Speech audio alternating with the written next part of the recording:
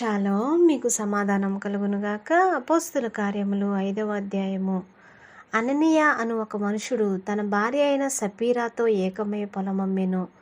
భార్య ఎరుకనేవాడు దాని వెలలో కొంత దాచుకొని కొంత తెచ్చి అపోస్తుల పాదముల యొద్ద పెట్టెను. అప్పుడు పేతురు, అననీయ, నీ భూమి వెలలో కొంత దాచుకుని పరిశుద్ధాత్మను మోసపుచ్చుటకు సాతాను ఎందుకు నీ హృదయమును ప్రేరేపించెను? అది నీ యొద్దనున్నప్పుడు నీదే గదా. అమ్మిన పిమ్మట అది నీ వశమై ఉండలేదా? ఎందుకు ఈ సంగతి నీ హృదయంలో ఉద్దేశించుకున్నావు? నీవు మనుషులతో కాదు దేవునితోనే అబద్ధమాడితివని వానితో చెప్పెను. అననీయ ఈ మాటలు వినుచునే పడి ప్రాణం విడువగా వినిన వారికందరికీ మిగుల భయం కలిగెను. అప్పుడు పడుచువారు లేచి వానిని బట్టతో చుట్టి మోసుకుని పోయి పాతిపెట్టిరి. ఇంచుమించు 3 గంటల సేపటికి వాని భార్య జరిగినది ఎరుగక లోపలికి వచ్చెను. అప్పుడు పేతురు, మీరు ఆ భూమిని ఇంతకే అమ్మితిరా? నాతో చెప్పుమని ఆమెను అడిగెను. అందుకామె, అవును, ఇంతకే అని చెప్పెను. అందుకు పేతురు, ప్రభు యొక్క ఆత్మను శోధించుటకు మీరెందుకు ఏకీభవించితిరి? ఇదిగో, నీ పెనిమిటిని పాతిపెట్టిన వారి పాదములు వాకిటనే ఉన్నవి, వారు నిన్నును మోసుకొని పోదురని ఆమెతో చెప్పెను. వెంటనే ఆమె అతని పాదముల యొద్ద పడి ప్రాణము విడిచెను.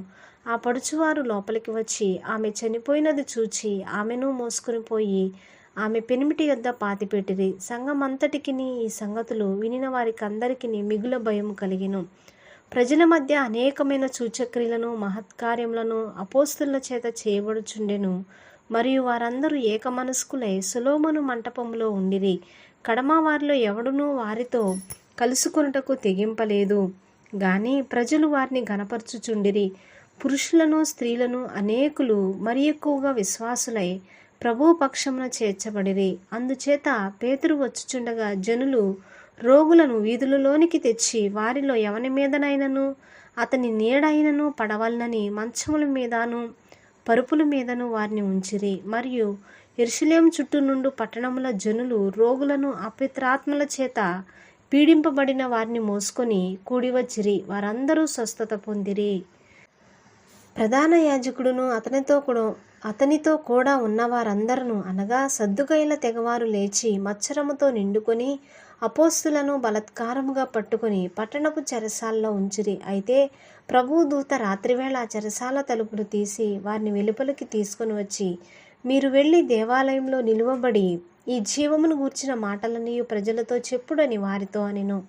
వారు ఆ మాట విని తెల్లవారుగానే దేవాలయంలోనికి వెళ్ళి బోధించుచుండిరి. ప్రధాన యాజకుడును అతనితో కూడా నున్న వారును వచ్చి మహాసభ వారిని ఇశ్రాయేలు పెద్దలందరినీ పిలువనంపించి వారిని తోడుకొని రండని బంట్రోతులను చెరసాలకు పంపిరి. బంట్రోతులు అక్కడికి వెళ్ళినప్పుడు వారు చెరసాలలో కనబడనందున తిరిగి వచ్చి చెరసాల బహుభద్రముగా మూసియుండుటయు కావలివారు తలుపుల ముందర నిలిచియుండుటయు చూచితిమి గాని తలుపులు తీసినప్పుడు లోపల మాకొక్కడైనను కనబడలేదని వారికి తెలిపిరి.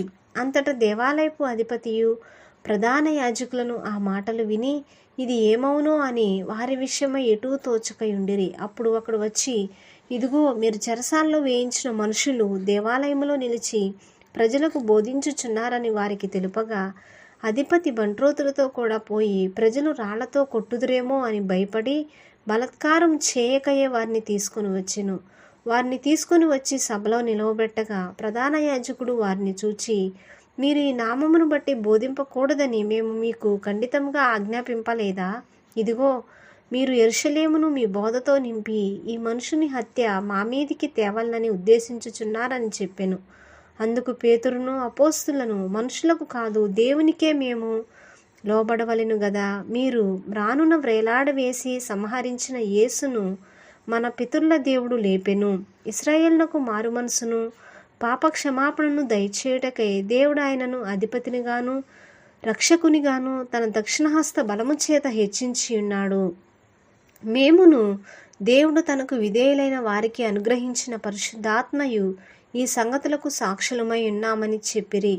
వారు ఈ మాట విని అత్యాగ్రహం తెచ్చుకొని వీరిని చంపనుద్దేశించగా సమస్త ప్రజల వలన ఘనత నొందిన వాడును ధర్మశాస్త్రోపదేశకుడునైన గమాలియేలను ఒక పరిసయ్యుడు మహాసభలో లేచి ఈ మనుషులను కొంతసేపు వెలుపల ఉంచుడని ఆజ్ఞాపించి వారితో ఇట్లనెను, ఇశ్రాయేలీయులారా, ఈ మనుషుల విషయమై మీరేమి చేయబోచున్నారో జాగ్రత్త సుమండి. ఈ దినములకు మునుపు దూదా లేచి తానొక గొప్పవాడినని చెప్పుకొనెను. ఇంచుమించు 400 మంది మనుషులు వానితో కలుసుకొనిరి. వాడు చంపబడెను. వానికి లోబడిన వారందరూ చెదరి వ్యర్థులైరి. వానికి తరువాత జనసంఖ్య దినములలో గలిలయుడైన యూదా అను ఒకడు వచ్చి ప్రజలను తనతో కూడా తిరుగుబాటు చేయ ప్రేరేపించెను. వాడు కూడా నశించెను. వానికి లోబడిన వారందరూ చెదిరిపోయిరి. కాబట్టి నేను మీతో చెప్పినది ఏమనగా, ఈ మనుషుల జోలికి పోక వారిని విడిచిపెట్టుడి. ఈ ఆలోచన అయినను ఈ కార్యమైనను మనుషుల వలన కలిగినదాయన అది వ్యర్థమగును. దేవుని వలన కలిగినదాయన మీరు వారిని వ్యర్థపరచలేరు. మీరొకవేళ దేవునితో పోరాడు వారవుదురు సుమి. వారతని మాటకు సమ్మతించి అపోస్తులను పిలిపించి కొట్టించి యేసు నామమును బట్టి బోధింపకూడదని ఆజ్ఞాపించి వారిని విడుదల చేసిరి. ఆ నామము కొరకు అవమానం పొందుటకు పాత్రులని ఎంచబడినందున వారు సంతోషించుచు మహాసభ ఎదుట నుండి వెళ్ళిపోయి ప్రతిదినము దేవాలయములోను ఇంటింటను మానక బోధించుచు యేసే క్రీస్తని ప్రకటించుచుండిరి. ఆమేన్. దేవుడు ఈ పరిశుద్ధమైన వాక్యాన్ని దీవించునుగాక.